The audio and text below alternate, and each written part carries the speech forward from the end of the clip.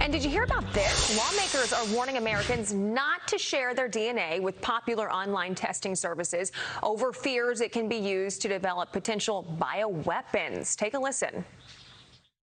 You can actually take someone's DNA, take their medical profile, and you can target a biological weapon that will kill that person. And people will very rapidly spit into a cup and send it into 23andMe and get really interesting data about their background. And guess what? Their DNA is now owned by a private company and can be sold off. Cory Mills is a Florida congressional candidate, former DOD advisor under President Trump, and Army combat veteran. Cory, how worried should we be about this?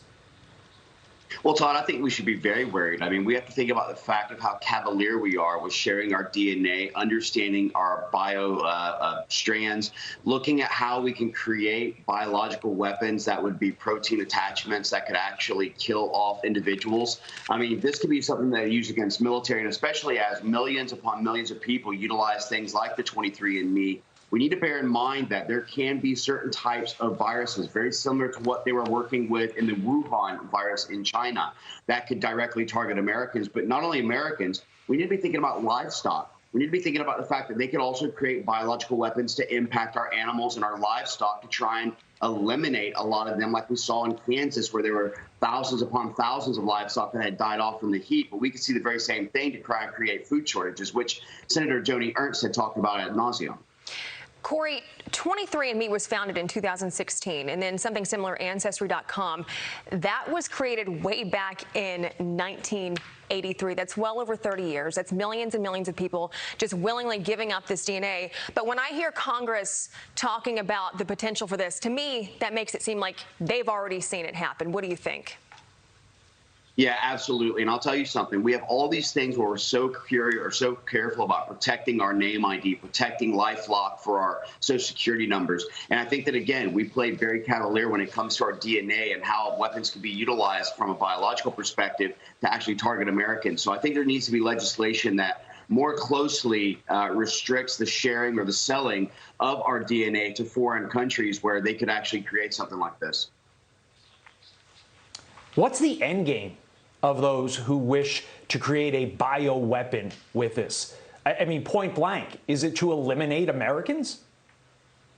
Well, it could be to eliminate Americans. It could be to try and make a lot of those in the military sick enough to where we would have an inability for readiness. I mean, there are many applications that you could look at. Could be, as I was talking about earlier, to impact food and livestock quantities. There's a lot of applications when you talk about biological warfare, Todd. And then, Cory, let's get to this topic now. Experts are now saying Hunter Biden almost certainly broke foreign lobbying laws for failing to register under the Federal Foreign Agents Registration Act during his years of doing business overseas. I want to read this. It's George Washington University law professor Jonathan Turley. He told the New York Post, quote, "In the last few weeks, the compelling basis for a FARA charge has become unassailable and undeniable." What do you think?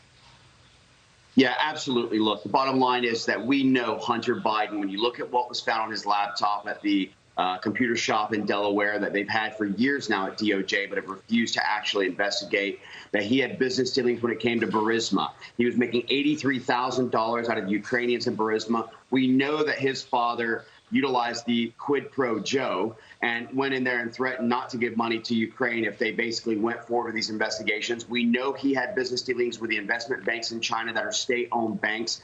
We know that he presented the former president of Colombia to his father. We know that this Biden crime family has continued to go unfettered in their violations of FARA, the 1938 Act, but yet it's never been actually prosecuted. If this was the Trump family or this is a Republican, you would see far greater consequences. And when I'm in Congress, I hope to join Congressman Jim Jordan and others to investigate this so we can stop the two-tiered elitist politician justice system and once and for all stop the Biden crime family. But Cory, to that point, will Hunter Biden end up behind bars for any of this?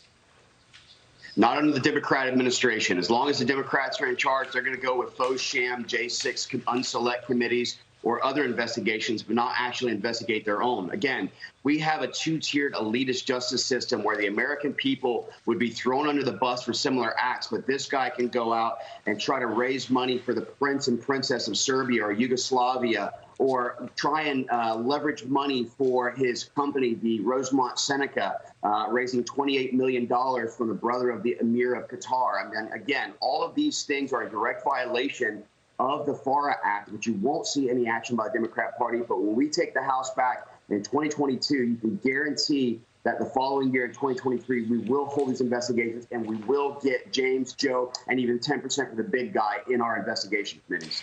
Do you think all of this is going to wrap up before the midterms happen in November? No, I don't. I don't think that any of this is going to take place. Again, they've had these computers for over 2 years since it came out of the computer shop in Delaware.